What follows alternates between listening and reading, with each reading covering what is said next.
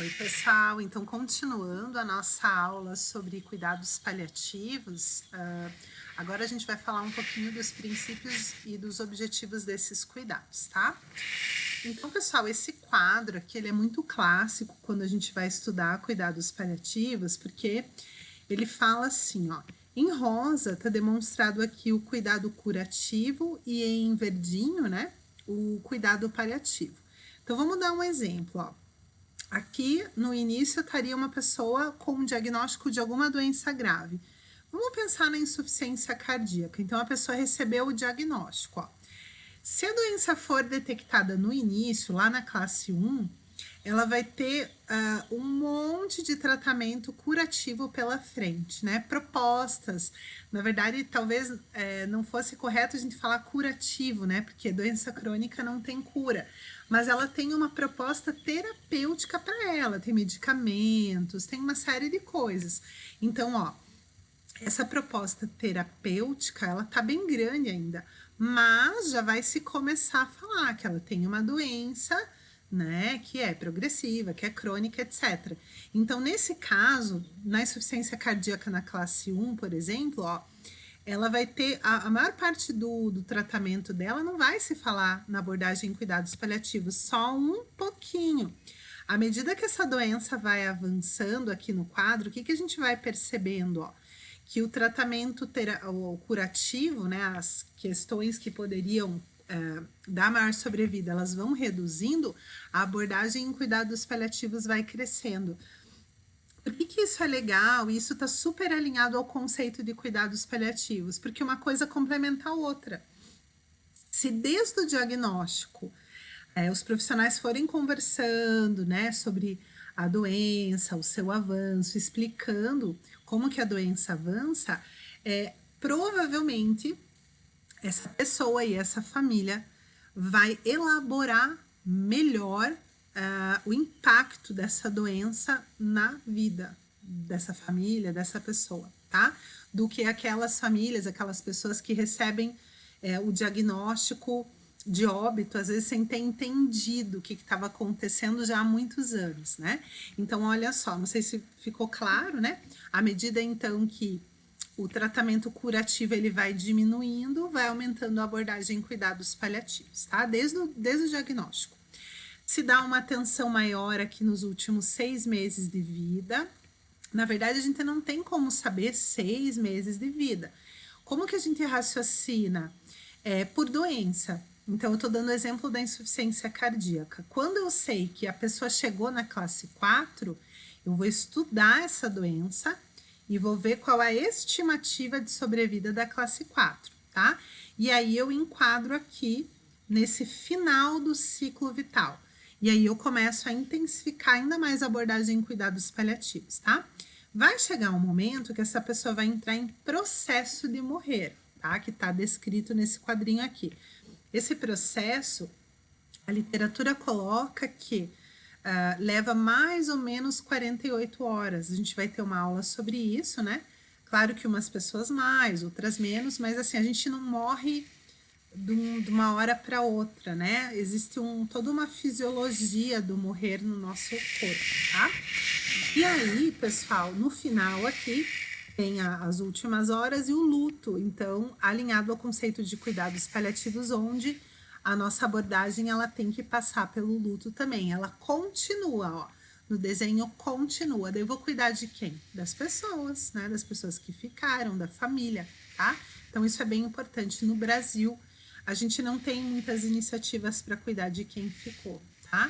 E quem passou já por luto ou tá passando sabe como é difícil, sabe como às vezes a gente quer uma ajuda, mas não sabe nem da onde. E às vezes a ajuda vem do nosso próprio esforço diário, né?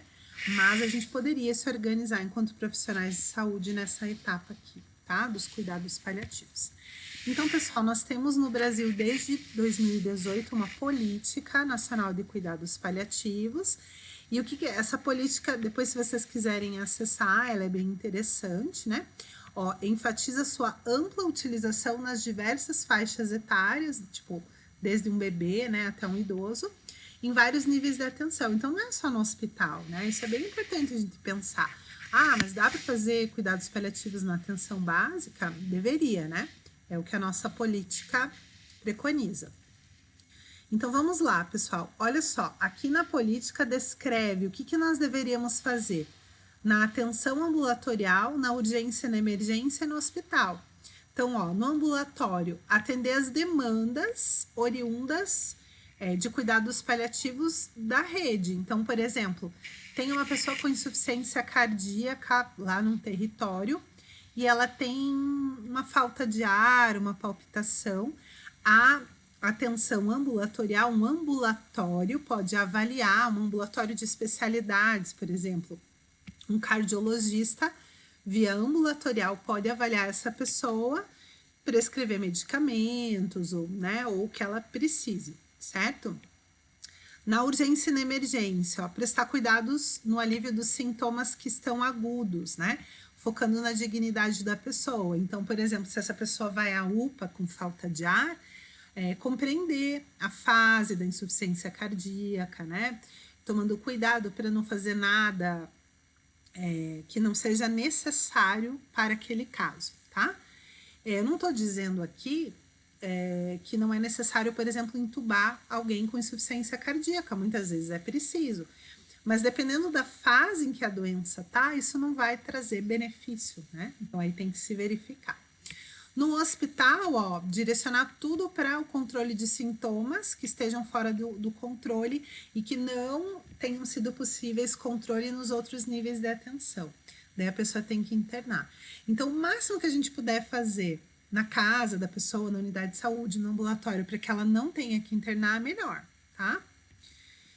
Então, aqui, ó, na atenção básica, o que eles preconizam? Que a gente organize, coordene o cuidado, acompanhe os utentes. O utente é o usuário da saúde, né? Com as doenças ameaçadoras de vida no território. Então, por exemplo, o enfermeiro do posto, ele pode mapear todas as pessoas que estão com doença grave lá no território dele e fazer um planinho de cuidados, né? Ó, ter como retaguarda os demais pontos da rede de atenção, isso é importante, né? No domicílio, ó, definir modalidade de trabalho de acordo com a intensidade do cuidado e o plano terapêutico individual. Conhecer a casa da pessoa, a estrutura que ela tem, quem cuida dela, né? Isso é bem importante. E fazer um preparo domiciliar, ó. O domicílio, pessoal, é o principal locus de cuidado. Veja, ninguém vai conseguir cuidar de alguém em casa se não for preparado para isso. De uma hora para outra, assim, ninguém consegue isso, né? Então, é importante que durante o avanço da doença, essa família e essa pessoa sejam preparadas para o cuidado em casa. Sabendo que tem pessoas que não vão querer ficar em casa se piorarem e tá tudo bem, aí vai para o hospital. Mas sabendo que tem pessoas que gostariam de ficar em casa. Então, isso deveria ter estrutura para atendê-las em casa, né? O que é complicado no Brasil, pessoal? A gente não tem, por exemplo, sedação domiciliar, né? Alguns medicamentos também a gente não tem acesso no domicílio. Então, às vezes, o paciente tem que internar porque não tem acesso a medicamentos. Em outros países, por exemplo, na Espanha, né? Eles têm cuidado domiciliar, então vai a equipe em casa, funciona V em casa, faz medicação em casa, como se fosse uma UPA móvel, né? A gente tem aqui o serviço de atenção domiciliar, mas ele não dá conta de atender toda a população, né? E aqui tem os objetivos dos cuidados paliativos que estão descritos nessa portaria, nessa resolução de 2018, tá, pessoal? Então, vamos lá, ó. Integrar os cuidados paliativos em toda a rede de atenção. Então, não é só no hospital, é no posto, é na UPA, tá? Em todos os lugares. 2, promover a melhoria da qualidade de vida. Tudo que possa fazer a qualidade de vida remanescente, né, ficar melhor. 3, incentivar o trabalho em equipe, né, incluindo, como eu falei, não só profissionais da área da saúde, mas figuras religiosas e também voluntários. 4, fomento da instituição de disciplinas e conteúdos, né, de cuidados paliativos. Então, vocês já estão tendo aula de cuidados paliativos, tem muitos cursos que ainda não tem, né? 5, Oferta de educação permanente em cuidados paliativos para os trabalhadores da saúde do SUS. Então, quando vocês começarem a trabalhar, tem que ter aulas sobre isso, reuniões clínicas, discussão de caso. Por quê? Porque a gente sabe que o conceito das pessoas sobre cuidados paliativos ainda não está bem legal, né? Então, a gente precisa ofertar essa educação. 6. Promoção da disseminação da informação sobre cuidados paliativos no meio social. Tem várias iniciativas, até aqui em Curitiba teve um grupo de profissionais que estava fazendo até o ano passado o Café da Morte, né? Eles colocaram o nome em inglês, mas eram encontros uma vez por mês, cada mês em um café, para a gente falar sobre o fim da vida, né? As pessoas também precisam ter um pouquinho de conhecimento sobre isso, para não ficarem com medo também, né?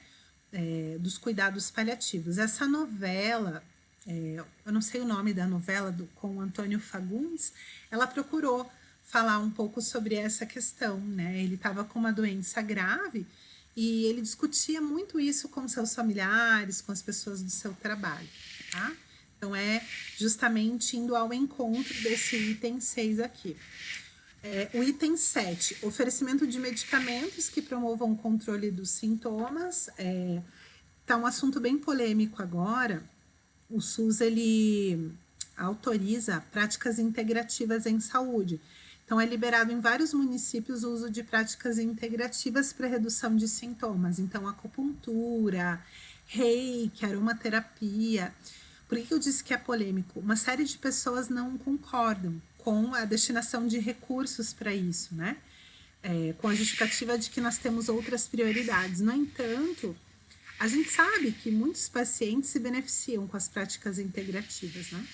Então, é importante, na minha opinião. E aqui o item 7, buscar o desenvolvimento de uma atenção à saúde humanizada, né? Eu acho que a coisa que mais humaniza é trazer o sujeito para o cuidado, né?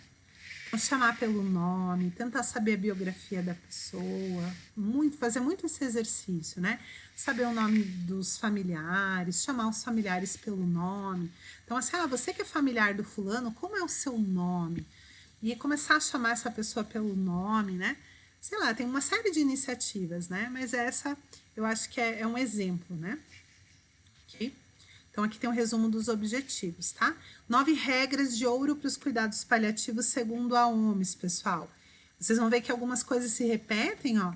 Então, promover alívio da dor e de outros sintomas. Afirmar a vida e considerar a morte um processo natural.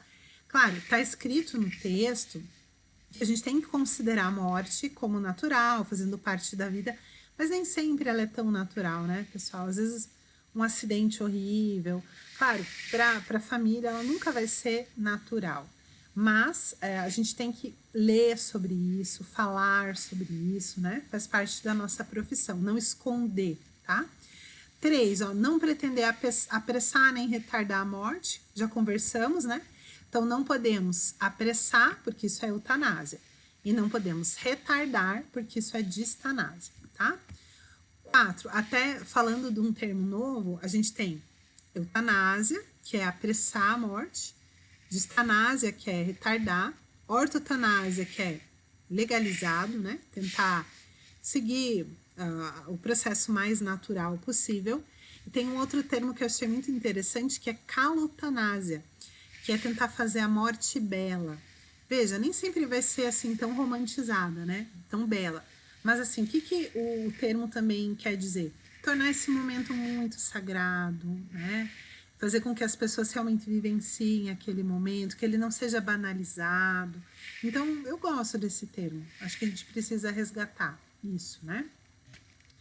Aí 4, integrar aspectos sociais e espirituais ao cuidado, a gente já falou, né? Vamos tentar fazer isso até em todos os nossos exercícios sobre todas as doenças, tá? Trazer aspectos espirituais ali para os cuidados de enfermagem, não só biológicos, tá? 5, oferecer um sistema de apoio aos pacientes para ajudar que eles vivam ativamente até o dia de morrer. Então, assim, tem muita vida na vida, né? Então, assim, enquanto ele está vivendo, que ele se sinta vivo. seja escutando uma música, ouvindo a mensagem de alguém, escutando uma coisa bonita, com, sei lá, um aperto de mão, enfim, né? Então, assim, esse sistema de apoio é importante. Nem sempre a enfermagem vai dar conta disso. Então, que a gente possa contar com os voluntários, né? Das 6, oferecer um sistema de apoio para ajudar a família a lidar com a doença e seu próprio luto. Esse item eu acho que a gente falha muito, né? A gente precisa, com urgência, ter mais atenção com as famílias e com o luto delas. 7, utilizar a equipe para abordar as necessidades dos pacientes e da família, incluindo o aconselhamento ao luto, né? Super importante. 8, reforçar e aprimorar a qualidade de vida, influenciando positivamente o curso da doença. Como seria isso? Então, por exemplo, como positivar ao curso de uma doença, sei lá, da insuficiência cardíaca, por exemplo, né? A pessoa está lá na classe 4, sentada com falta de ar. Como positivar isso, né? Tentar trazer o que está acontecendo de bom naquele dia. Alguma visita, a temperatura, às vezes quando tá boa, quando tem sol, ou quando tem chuva, né? Enfim, a gente tem que fazer um exercício de positividade, tá? E 9, né? Por último, a 9ª regra, ser aplicável no início do curso da doença, que é o que a gente falou, não é só na hora que a pessoa tá morrendo, porque fazer cuidados paliativos quando a pessoa tá morrendo, né? Só não costuma dar muito certo, tá? Em conjunto com outras terapias, tá? Então, aqui que prolonguem a vida, na verdade é um texto que está meio mal escrito, né? É da OMS, mas o texto quer dizer assim, ó, pessoal. Não é porque a pessoa está em cuidados paliativos que tem que parar de fazer todos os tratamentos. É mentira isso, né? Por exemplo, o caso do... Não sei se vocês lembram daquele vice-presidente que nós tivemos, o José de Alencar. Ele teve também um câncer bem agressivo no peritônio, e ele fez, eu acho que foram 17 ou 19 cirurgias. Dentre uma cirurgia e outra, ele fez químio, fez rádio. E ele teve uma sobrevida com qualidade por muito tempo. Então, não é assim, eu tenho uma doença avançada, para tudo e vamos só ficar em casa esperando a morte chegar. Não, a gente vai fazer todos os cuidados para melhorar a qualidade de vida. Se fazer quimioterapia pode melhorar a qualidade de vida, tem que fazer. Se fazer a radioterapia pode melhorar a qualidade de vida, tem que fazer, tá bom? Etc. E outros tratamentos, às vezes precisa de uma cirurgia para comer melhor ou para respirar melhor, certo? Então, cuidados paliativos é isso. Não é assim parar de fazer tudo. Parar de fazer o que não vai ter resultado, né? Mas o que for benéfico, tem que fazer sim, tá bom? Pessoal, então olha só. Eu vou parar a aula por aqui. Essa aula foi sobre objetivos e princípios dos cuidados paliativos. E aí a gente continua na próxima, tá bom? Obrigada e fiquem bem.